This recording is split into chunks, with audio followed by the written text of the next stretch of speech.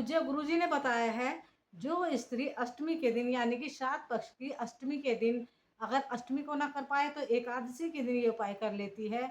जो उसके पूर्वज हैं, जो उसके पितर हैं, वो तर जाते हैं, मोक्ष को प्राप्त होते हैं और उसका दाम्पत्य जीवन में कभी भी कोई कष्ट नहीं आता, कोई दुःख नहीं आता। उसके पितर जो हैं, उसे आशीर्वाद देकर जाते हैं। तो पूज्य गुरुजी ने जो उपाय बताए हैं, वही मैं आप लोगों के साथ शेयर कर रही हूँ। पहला उपाय ये है, एक रोटी जितना जिससे एक रोटी बन सके उतना आटा ले लें और उसमें 1 चुटकी के करीब तिल डाल लें, काले तिल। आटा कम नहीं लेना है और ना ज़्यादा लेना है, जिससे एक रोटी बन जाए उतना ही लेना है। तो उससे ज़्यादा मतलब फालतू आटा नहीं गूँथना है। फिर उसकी एक रोटी बनाकर अच्छे से गूँथ लेनी है और गूँथने के बाद उसे सेंक लो अच्छे से और उस रोटी पर सरसों का तेल या घी लगाकर या देसी घी लगाकर काले कुत्ते को दान दे दे। और दान किस टाइम देना है? सुबह 10 बजे से 1 बजे के बीच में काले कुत्ते को खिला दे। उस रोटी के ऊपर थोड़ा-सा गुड़, शक्कर, मीठा कुछ भी रखकर काले कुत्ते को खिला दें। अगर ये है आपके यहाँ अगर काला कुत्ता ना मिल पाए, ये भी समस्या होती है, काला कुत्ता हर जगह नहीं मिल पाता, तो फिर क्या करें?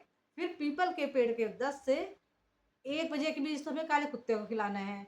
और जो ये रोटी रखनी है, ये रखनी है हमें शाम तक, मतलब किसी भी टाइम पीपल के शाम सूरज ढलने से पहले, शाम को नहीं, सूरज ढलने के बाद शाम को पीपल के पेड़ पर रखनी है। जब सूरज छिप जाएगा उस टाइम पीपल के पेड़ पर रख के आ जाने इस रोटी को। और अपने पितरों का ध्यान करना है और उनसे अपने भूल-चूक की माफ़ी माँगनी है। इससे क्या होगा, पितर हमारे बहुत प्रसन्न हो जाएँगे, ऐसा पूज्य गुरुदेव जी ने बताया है। तो इस उपाय को हर एक को ज़रूर कर लेना चाहिए, बहुत ही आसान सा उपाय है। पीपल का पेड़ भी आप लोगों को आसानी से मिल जाता है, कहीं पार्क में भी मिल जाए तो पार्क में भी कर सकते हैं, मंदिर में हो तो मंदिर में भी कर सकते हैं। ये उपाय ऐसा कुछ नहीं है कि मंदिर में नहीं करना है, जहाँ भी पीपल का पेड़ मिल जाए, उसकी जड़ पर आपको रखकर ये रोटी आ जानी है, अगर कुत्ता ना मिले तो। तो ये इसे आप एक बार करके देखिए, पूज्य गुरुजी ने बताया है, इससे आपका जो दाम्पत्य जीवन है वो सुखमय हो जाएगा और पितृ आपको बहुत ज़्यादा आशीर्वाद देंगे। और दूसरा उपाय अष्टमी तिथि का ही, जो श्राद्ध की अष्टमी है, तो उसका ही पूज्य गुरुदेव जी ने एक उपाय और बताया है, उसे भी आप लोगों को ज़रूर करना चाहिए, बहुत ही आसान सा उपाय है। तो अष्टमी तिथि के दिन हम क्या करें, 1 मुट्ठी काले तिल ले लें और उसे एक स्टील की कटोरी में रख दें और उसे स्टील की कटोरी को हमें कहाँ, उसमें जो स्टील की कटोरी में हम तिल डालते हैं उसे पूरा पानी से भर लें ऊपर तक और फिर उस कटोरी को हम अपने किचन में या पानी वाले स्थान पर, जिस जगह हम अपना पानी रखते हैं पीने का या जहाँ आरो है उसके पास उस कटोरी को रख दें, जिसमें हमने तिल डाले थे और पानी डाला था, मतलब पानी भर के रखा था। और उसके पास एक दिया जला दें, देसी घी का दिया जला दें, बड़ी बत्ती का, और दिए का मुँह होना चाहिए दक्षिण दिशा की तरफ। और ऐसा करके, और ये हमें उपाय किस टाइम करना है? ये हमें करना है जिस टाइम सूरज छिप जाए। मतलब सूरज छिपने के बाद करना है ये वाला उपाय हमें। सूरज छिपने के बाद हम दिया जला दें और इस तरह से दिए को जलने दें, जब तक दिया जलता रहेगा तब तक ठीक है। जब वो अपने आप बुझ जाएगा तो उस दिए को वहीं रहने दें। फिर अगले दिन क्या करें, सुबह को नहा धोकर जो काले तिल की कटोरी हमने ली थी पानी समेत, तो उसमें हम 1 चुटकी हल्दी मिला लें, या तो ऐसे ही, या तो पूज्य गुरुदेव जी ने बताया उसे मिक्सी में हम पीस लें। थोड़ा-सा मतलब तिल को पानी मिला, जो पानी और तिल था और उसमें थोड़ी हल्दी मिलाकर उसे, जो हमने 1 चुटकी हल्दी मिलाई थी, उन तीनों को हम पीस लें मिक्सी में।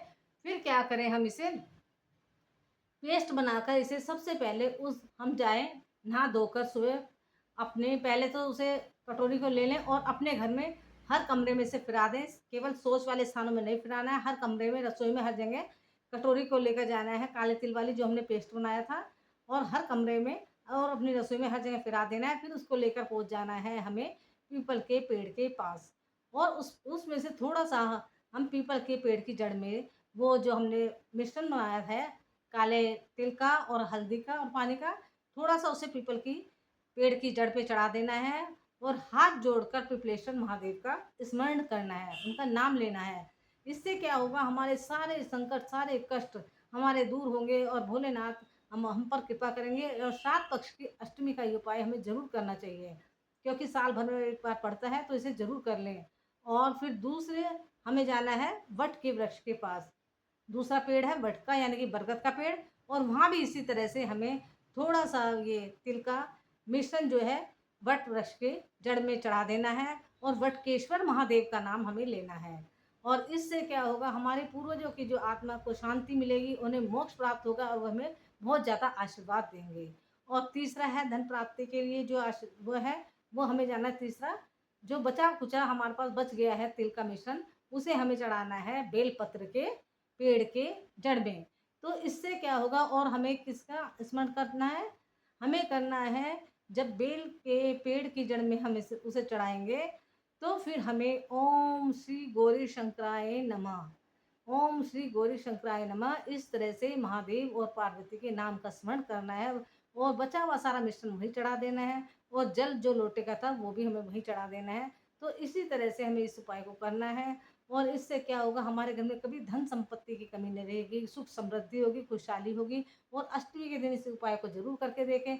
जितने भी मैंने ये उपाय बताया है, हर पेड़ पर जैसे मिश्रण चढ़ाएँगे उसके बाद जो हम 1 लोटा जल लेकर जाते हैं, मंदिर में लेके जाते हैं, ऐसे ही पेड़ पर जब जाते हैं, किसी पेड़ पर हम जब कोई उपाय करने जाते हैं, तो किसी पेड़ पर हम जल चढ़ाते हैं और किसी पर नहीं। लेकिन जब ये उपाय करेंगे, तो 1 लोटा जल का भी लेके जाना है अपने घर से और थोड़ा-थोड़ा जल, जैसे पहले हम पीपल के पेड़ पर गए, मिश्रण चढ़ाया, फिर थोड़ा जल वहाँ चढ़ा दिया। फिर दूसरा हम उसके बाद गए वट के वृक्ष के पास, थोड़ा तिल का मिश्रण चढ़ाया, फिर थोड़ा जल वहाँ चढ़ा दिया और तीसरी बार हम जाएँगे बेल के पेड़ के पास, तो बचा-खुचा सारा हमें मिश्रण जो है तिल का वो वहाँ चढ़ा देना और बाकी का सारा जल वहाँ चढ़ाकर ओम श्री गौरी शंकराय नमः का जाप करना है। इससे भगवान भोलेनाथ और माँ पार्वती प्रसन्न होंगी और हमारे दाम्पत्य जीवन में जो है सुख समृद्धि आएगी, खुशहाली आएगी, धन के भंडार भरेंगे और पितृदेव हमारे से प्रसन्न रहेंगे और हमको आशीर्वाद देंगे। तो अष्टमी के दिन इसको इस उपाय को ज़रूर कर लें, ऐसा पूज्य गुरुदेव जी ने बताया है और जो इस दिन ना कर पाएँ, तो एकादशी को इस उपाय को कर सकते हैं।